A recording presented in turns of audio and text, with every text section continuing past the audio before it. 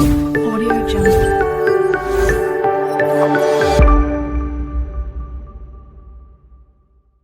लूका अध्याय 3 कुल आयत 38। यूहन्ना बपतिस्मा देने वाले का संदेश। तिबिरियुस कैसर के राज्य के 15वें वर्ष में जब पैंतुस पिलातुस यहूदिया का हाकिम था और गलील में हेरोदेस, इतुरिया और द्राखोनीतिस में उसका भाई फिलिपुस और अबिलेनिक में लिसानियास चौथाई के राजा थे, और जब हन्ना और कैफा महायाजक थे, उस समय परमेश्वर का वचन जंगल में जकरिया के पुत्र यूहन्ना के पास पहुंचा। वो यरदन के आसपास के सारे प्रदेश में जाकर पापों की क्षमा के लिए मन फिराव के बपतिस्मे का प्रचार करने लगा, जैसे यशायाह भविष्यवक्ता के कहे हुए वचनों की पुस्तक में लिखा है। जंगल में एक पुकारने वाले का शब्द हो रहा है, प्रभु का मार्ग तैयार करो, उसकी सड़कें सीधी बनाओ। हर एक घाटी भर दी जाएगी और हर एक पहाड़ और टीला नीचा किया जाएगा, और जो टेढ़ा है सीधा और जो ऊंचा नीचा है वह चौरस मार्ग बनेगा, और हर प्राणी परमेश्वर के उद्धार को देखेगा। जो भीड़ की भीड़ उससे बपतिस्मा लेने को निकल आती थी, उनसे वो कहता था, हे सांप के बच्चों, तुम्हें किसने जता दिया कि आने वाले क्रोध से भागो? अतः मन फिराओ के योग्य फल लाओ, और अपने अपने मन में ये न सोचो कि हमारा पिता अब्राहम है, क्योंकि मैं तुमसे कहता हूँ कि परमेश्वर इन पत्थरों से अब्राहम के लिए संतान उत्पन्न कर सकता है। अब कुल्हाड़ा पेड़ों की जड़ पर धरा है, इसलिए जो पेड़ अच्छा फल नहीं लाता वह काटा और आग में झोंका जाता है। तब लोगों ने उससे पूछा, तो हम क्या करें? उसने उन्हें उत्तर दिया, जिसके पास 2 कुर्ते हों वह उसके साथ जिसके पास नहीं है बांट ले, और जिसके पास भोजन हो वह भी ऐसा ही करे। महसूल लेने वाले भी बपतिस्मा लेने आए और उससे पूछा, हे गुरु, हम क्या करें? उसने उनसे कहा, जो तुम्हारे लिए ठहराया गया है उससे अधिक ना लेना। सिपाहियों ने भी उससे ये पूछा, हम क्या करें? उसने उनसे कहा, किसी पर उपद्रव ना करना और ना झूठा दोष लगाना, और अपने वेतन पर संतोष करना। जब लोग आस लगाए हुए थे और सब अपने अपने मन में यूहन्ना के विषय में विचार कर रहे थे कि क्या यही मसीह तो नहीं है, तो यूहन्ना ने उन सब से कहा, मैं तो तुम्हें पानी से बपतिस्मा देता हूँ, परंतु वह आने वाला है जो मुझसे शक्तिमान है। मैं तो इस योग्य भी नहीं कि उसके जूतों का बंधन खोल सकूं। वह तुम्हें पवित्र आत्मा और आग से बपतिस्मा देगा। उसका सूप उसके हाथ में है, और वह अपना खलिहान अच्छी तरह से साफ करेगा और गेहूं को अपने खत्ते में इकट्ठा करेगा, परंतु भूसी को उस आग में जो बुझने की नहीं जला देगा। अंत वह बहुत सी शिक्षा दे देकर लोगों को सुसमाचार सुनाता रहा, परंतु जब उसने चौथाई देश के राजा हेरोदेस को उसके भाई फिलिपुस की पत्नी हेरोदियास के विषय और सब कुकर्मों के विषय में जो उसने किए थे उल्हाना दिया, तो हेरोदेस ने उन सब से बढ़कर ये कुकर्म भी किया कि यूहन्ना को बंदी गृह में डाल दिया। यीशु का बपतिस्मा। जब सब लोगों ने बपतिस्मा लिया और यीशु भी बपतिस्मा लेकर प्रार्थना कर रहा था, तो आकाश खुल गया और पवित्र आत्मा शारीरिक रूप में कबूतर के समान उस पर उतरा, और ये आकाशवाणी हुई, तू मेरा प्रिय पुत्र है, मैं तुझ से प्रसन्न हूँ। यीशु की वंशावली। जब यीशु आप उपदेश करने लगा तो लगभग 30 वर्ष की आयु का था, और जैसा समझा जाता था यूसुफ का पुत्र था, और वह एली का, और वह मातात का, और वह लेवी का, और वह मलकी का, और वह यन्ना का, और वह यूसुफ का, और वह मत्तियाह का, और वह आमोस का, और वह नहूम का, और वह असलाह का, और वह नोगा का, और वह मात का, और वह मत्तित्याह का, और वह सिमी का, और वह योसेस का, और वो योदाद का, और वह यूहन्ना, और वह रेसा का, और वह जरुब्बाबिल का, और वह शालतिएल का, और वह नेरी का, और वह मलाकी का, और वह अद्दी का, और वह होसाम का, और वह इलमोताम का, और वह एर का,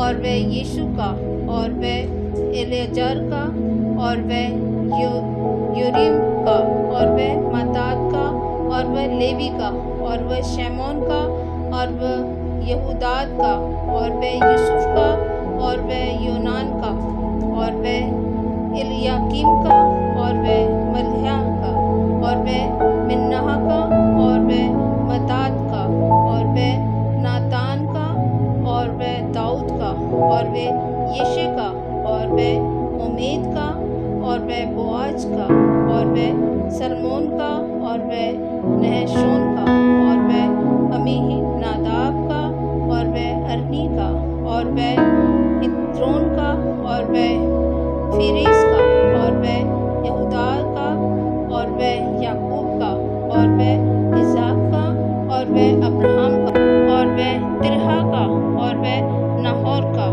और वह सरूग का, और वह रऊ का, और वह फिलीम का, और वह एबीर का, और वह सिल्हा का, और वह केनान का, और वह अर्शफाशाद का, और वह शैम का, और वह नूह का, और वह लिमिक का, और वह शेल का, और वह हनोक का, और वह यिशदे का, और वह मललेल का, और वह केनान का, और वह हनोश का, और वह शैद का, और वह आदम का, और वह परमेश्वर का पुत्र था।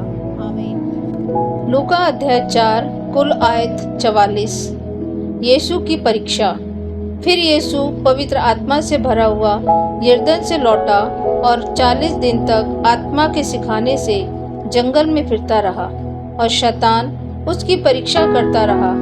उन दिनों में उसने कुछ न खाया और जब वह दिन पूरे हो गए तो उसे भूख लगी। तब शैतान ने उससे कहा, यदि तू परमेश्वर का पुत्र है तो इस पत्थर से कह कि रोटी बन जाए। यीशु ने उसे उत्तर दिया, लिखा है, मनुष्य केवल रोटी से जीवित नहीं रहेगा।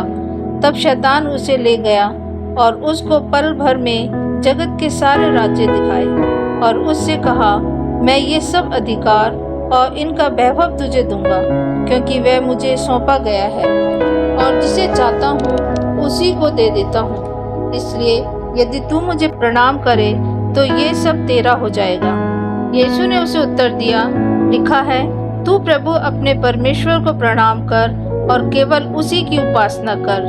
तब उसने उसे यरूशलेम में ले जाकर मंदिर के कंगूरे पर खड़ा किया और उससे कहा, यदि तू परमेश्वर का पुत्र है तो अपने आप को यहाँ से गिरा दे, क्योंकि लिखा है, वह तेरे विषय में अपने स्वर्गदूतों को आज्ञा देगा कि वह तेरी रक्षा करे और वह तुझे हाथों हाथ उठा लेंगे, ऐसा ना हो कि तेरे पाँव में पत्थर से ठेस लगे। यीशु ने उसको उत्तर दिया, ये भी कहा गया है, तू प्रभु अपने परमेश्वर की परीक्षा ना करना।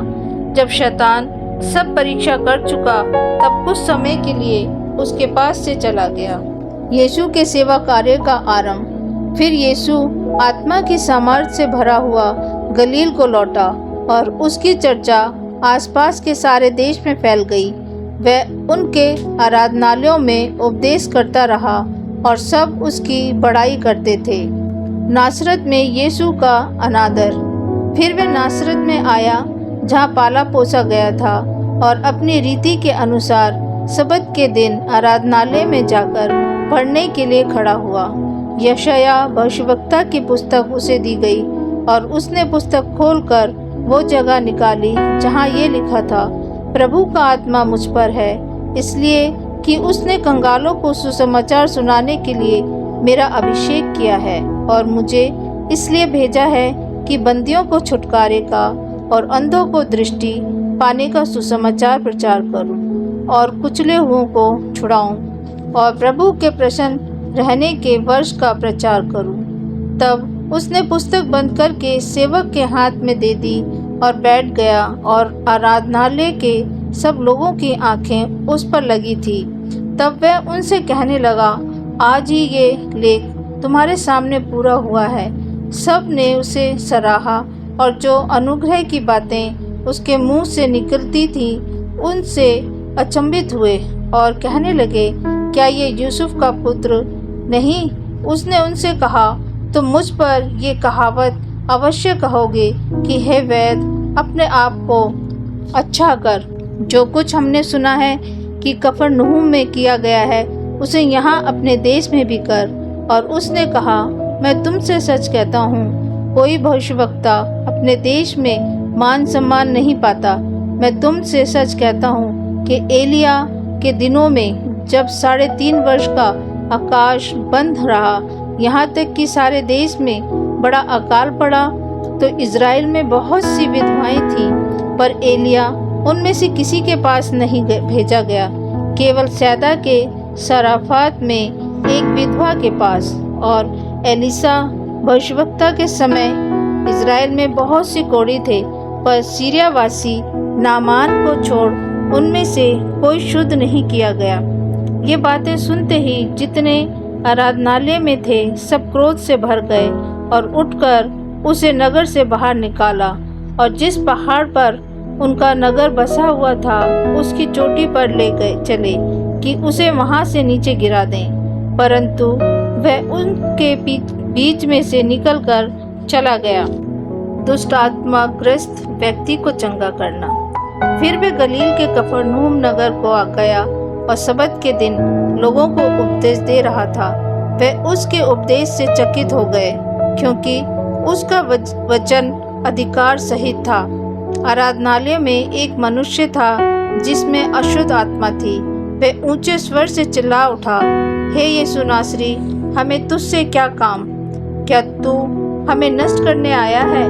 मैं तुझे जानता हूँ। तू कौन है? तू परमेश्वर का पवित्र जन है। यीशु ने उसे डांटकर कहा, चुप रह और उसमें से निकल जा। तब दुष्ट आत्मा उसे बीच में पटक कर बिना हानि पहुँचाए उसमें से निकल गई। इस पर सबको अचंभा हुआ और वह आपस में बातें करके कहने लगे, ये कैसा वचन है? क्योंकि वह अधिकार और सामर्थ्य के साथ अशुद्ध आत्माओं को आज्ञा देता है और वह निकल जाती है। इस प्रकार चारों ओर हर जगह उसकी चर्चा होने लगी। पतरस के सास और अन्य लोगों को चंगा करना। वह आराधनालय में से उठकर सिमोन के घर में गया। सिमोन की सास को ज्वर चढ़ा हुआ था और उन्होंने उसके लिए उससे विनती की।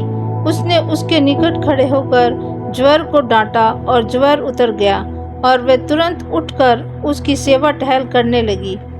सूरज डूबते समय जिन जिन के यहाँ लोग नाना प्रकार की बीमारियों में पड़े हुए थे, वे सब उन्हें उसके पास ले आए और उसने एक एक पर हाथ रखकर उन्हें चंगा किया।